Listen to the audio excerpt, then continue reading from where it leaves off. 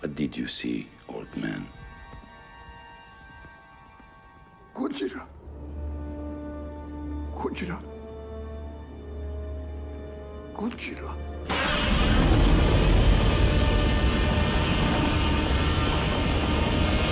That's right, the legendary French death metal band Gojira is back with their 7th studio release by the name of Fortitude.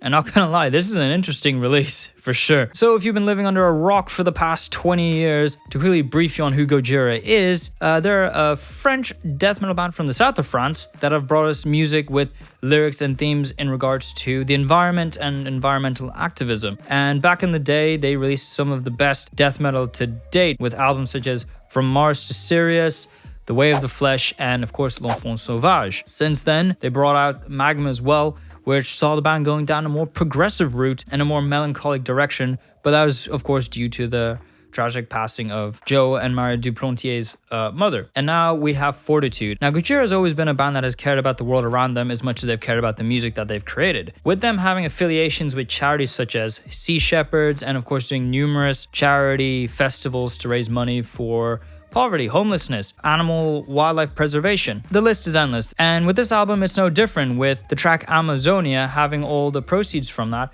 going to the rebuilding of tribal places that were devastated during the Amazonian fires. This band is amazing for that point alone. But anyway, to actually get into the album. This is probably their most experimental album to date, being that they have incorporated a lot of sort of more unorthodox instrumentation into their sound and music that are affiliated with topics that they're discussing. In Amazonia, you definitely get the sense it has some instrumentation that is taken from the more South American, Amazonian sort of tribal areas. And with the title track, Fortitude, that's going into the track The Chant, we see a lot of instrumentation from Tibet, which, if you don't know, those two tracks are discussing about the issues that are in Tibet and the strife that the families there have to go through. So yeah, very experimental in that sense. However, these experimentations do not detract from the actual music. If anything, it adds to the atmosphere and vibe that this band is trying to convey, especially if you look at the album art, which sort of depicts a tribal sort of figure. Now, amongst all this experimentation, we still get the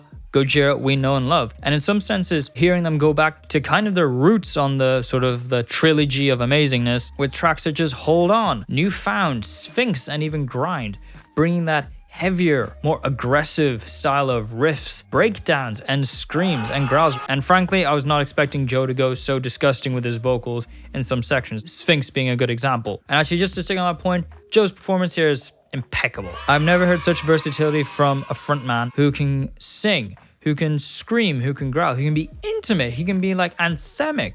With tracks like The Chant, where it's clearly meant for, you know, a big audience. The only issue with all that is the fact that I just wish his vocals were louder. He's doing all these amazing performances, but it's always a bit buried underneath all the other instruments that are involved. The drums are sounding amazing, the bass is clear and thick, and the guitars are bright and upfront. But with Joe's vocals, I always feel that they're just a couple of dB away from being like perfectly where they need to be. So yeah, I just wish his vocals were a bit louder. When it comes to the highlights on this album, for sure, Amazonia has to be one of them. It was a track at the start where I didn't really get, and I wasn't too sure about it, but then over time, it sort of just grew on me, and then at this point, I think it's a great track. It has some cool moments where it does things differently, and then still maintains that Gojira-ness to it. On top of that, we also have the track Newfound, which is, for me, my personal favorite, as it brings back the old school Gojira sound, the uber heavy, the uber in your face and aggressive, a lot of attitude, and it just made me feel a bit nostalgic for when I first got into them back in the days of The Way of the Flesh. Sphinx as well, I can say the same with regards to what I thought of Newfound. Also another one that I didn't see myself liking initially, and that is The Trails, which is this more ominous, melancholic track, which it just put me in this sort of astral, ethereal state that made me calling everyone for the next hour, bruh. Also, with the fact that we're getting to listen to this album in full, I found that the singles that we were given initially do not do justice to the album. If anything, they sort of stand out a bit more as being sort of like oddballs, one of them being Another World. It was the first single that actually came out last year, so it's been out for a while. I still think it's a great track. Although I did find it repetitive, I wish they were doing something a bit more different. I can actually say the same for the track The Chant. I don't know about you, when I first heard it, I genuinely thought this was Shooting Star Part 2. The verses sound almost identical, with the verses having this sort of chuggy, doomier sound that was very clearly like Shooting Star. It was just, I felt just too on the nose. And I just couldn't stop hearing it after I heard it the first time. However, they do one cool thing on that track, and that's they bring out this guitar solo, which, not gonna lie, I haven't heard since listening to Metallica or Megadeth back when I was like a kid.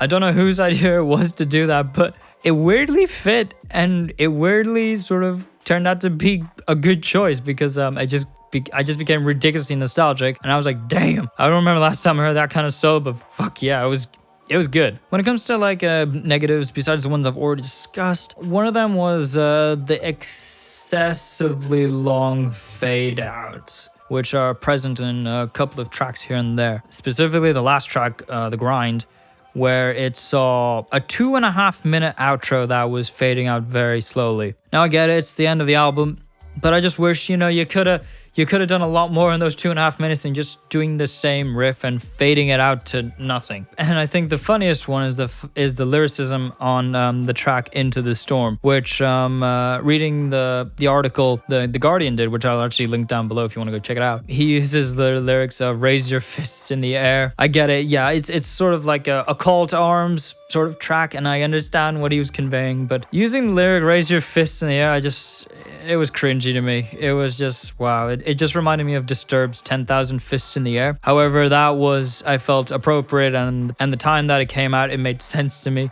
While here, I'm just like, I don't know how to feel about that. So to give my concluding thoughts, I will say this album to me was not a love at first sight. If anything, it is more of an album where, you go on a couple of dates, you get to know each other a bit better, your quirks and like how you work. And then by maybe the third, fourth, fifth date, where you're just looking to go like, wow, I could definitely see something, long-term coming out of this. Because initially when I heard this album, I was very apprehensive about it.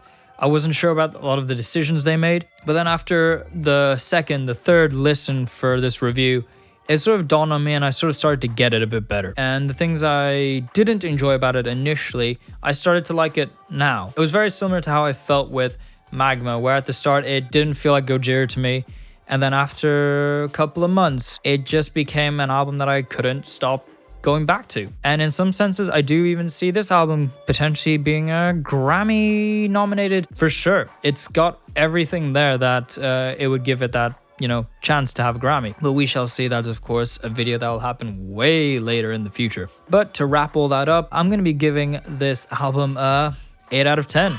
But anyway, those are my thoughts on the new Gojira album. So I invite you to write down below what were your scores out of 10 and tell me why. And besides that, if you enjoyed this review, give it a like. It really means a lot, and it'll help, sort of stand out in the YouTube algorithm, as well as subscribe if you enjoyed this video and you want to see more like it. And besides that, yeah, I will see you guys in the next video. Bye.